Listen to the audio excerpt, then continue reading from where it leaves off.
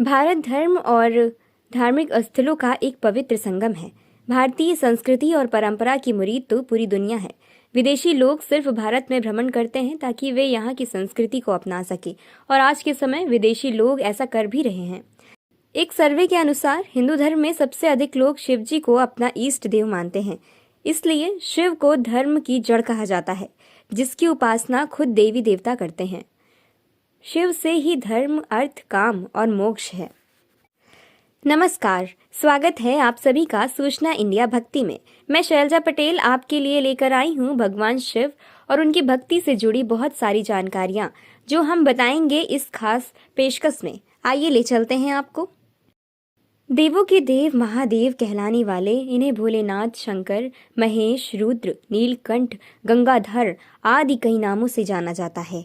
यूं तो सोमवार भोलेनाथ का खास दिन होता है, लेकिन सावन महीने और सावन के सोमवार का एक खास महत्व है, जिसे श्रावण मास भी कहा जाता है। इस दौरान कई लोग हर सोमवार व्रत भी रखते हैं। सावन की तैयारी और उत्साह कुछ ऐसा होता है कि इस दौरान कांवड़ यात्रा निकाली जाती है। कुछ भक्त कांवड़ यात्रा माघ मास यानी जनवरी से फरवरी माह के बीच भी निकालते हैं। माघ के महीने में महाशिवरात्रि का त्योहार मनाया जाता है। यह त्योहार शिव भक्तों के लिए बहुत बड़ा पर्व माना जाता है। आइए आपको बताते हैं कांवड़ यात्रा और उसके महत्व के बारे में कुछ महत्वपूर्ण बातें। कांवड़ यात्रा भगवान शिव को समर्पित यात्रा है, जिसे श्रावण मास से निकाला जाता है। इस यात्रा में भाग लेने वाले श्रद्धालु को कांवड़िया कहा जाता है। इस दौरान भगवान शिव के भक्त अपने कांवड़ में गंगोत्री, गौमुख और हरिद्वार में पवित्र गंगा का जल भरते हैं और उसे अपने मूल स्थान पर लाते हैं। जो लोग गंगा नदी में जाके जल नहीं ला सकते, वो अपने पास की पवित्र नदियों से जल लाकर शिव जी पर अर्पित कर सकते हैं। फिर वे इस जल को भगवान शिव को अर्पित करते हैं और उनका जलाभिषेक करते हैं। वैसे तो पौराणिक कथाओं के अनुसार गंगा जल केवल स्वयंभू शिवलिंगों पर 12 ज्योतिर्लिंग को ही चढ़ाया जा सकता है, लेकिन आज के बदलते दौर में चलन बदलता जा रहा है। लोग अपने घरों में पूजनीय शिवलिंगों पर अर्पित करते हैं। इस यात्रा में भारत के विभिन्न राज्य, खासकर पश्चिम उत्तर प्रदेश, दिल्ली और हरियाणा से श्रद्धालु हिस्सा लेते हैं और हरिद्वार और गौमुख से अपनी तीर्थ यात्रा शुरू करते हैं। यात्रा के लिए कांवड़िए सैकड़ों मील चलकर गंगा नदी से जाकर एक पात्र में जल भरकर लाते हैं। कहते हैं कि जो लोग ज्योतिर्लिंग पर जल अर्पित नहीं कर पाते हैं, वो अपने पास के ही खास शिवलिंग पर जल अर्पित कर अपनी यात्रा पूरी करते हैं। अब जानते हैं कांवड़ यात्रा के पीछे की कहानी। वैसे तो कांवड़ यात्रा को करने के पीछे बहुत से तथ्य बताए जाते हैं। पौराणिक कथाओं के अनुसार जब समुद्र मंथन के दौरान निकले विष को भगवान शिव ने ग्रहण किया, तो उनके शरीर के तप को कम करने के लिए देवी देवताओं ने उन पर पवित्र नदियों का जल अर्पित किया। कुछ लोग ये भी कहते हैं कि भगवान शिव और पार्वती के विवाह को जश्न के रूप में मनाने के लिए यह यात्रा की जाती है। इसके पीछे सबसे बड़ी कथा ये प्रचलित है कि जिस तरह श्रवण कुमार ने अपने माता पिता को कांवड़ में बैठाकर सभी तीर्थों के दर्शन कराए थे, इसी तरह से आज कांवड़ लेकर चलने का प्रचलन है।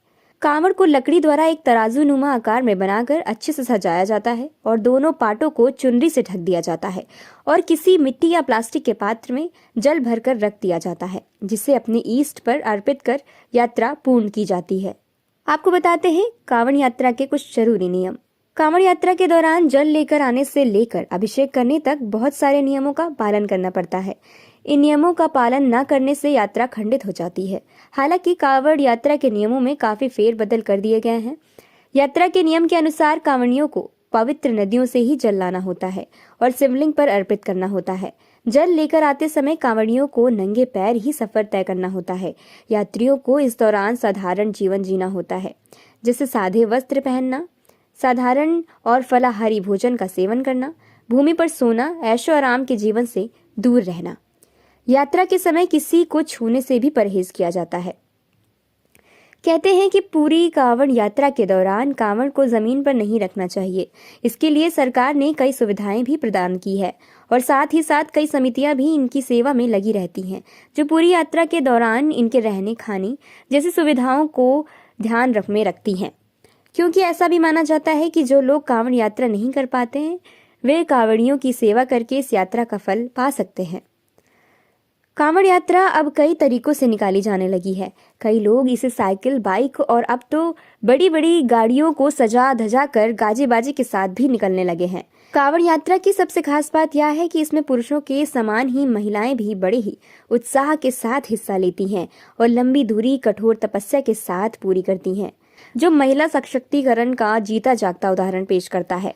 इस साल कांवड़ यात्रा 4 जुलाई से होकर 16 जुलाई को खत्म होने वाली है। इसे सावन की शिवरात्रि के दौरान किया जाएगा। हालांकि माघ माह में मनाई जाने वाली महाशिवरात्रि के अवसर पर कांवड़ यात्रा चल रही है। ये थी हमारी कांवड़ यात्रा से जुड़ी एक खास रिपोर्ट। फिर मुलाकात होगी एक बार फिर। अभी के लिए लेते हैं विदा। नमस्कार।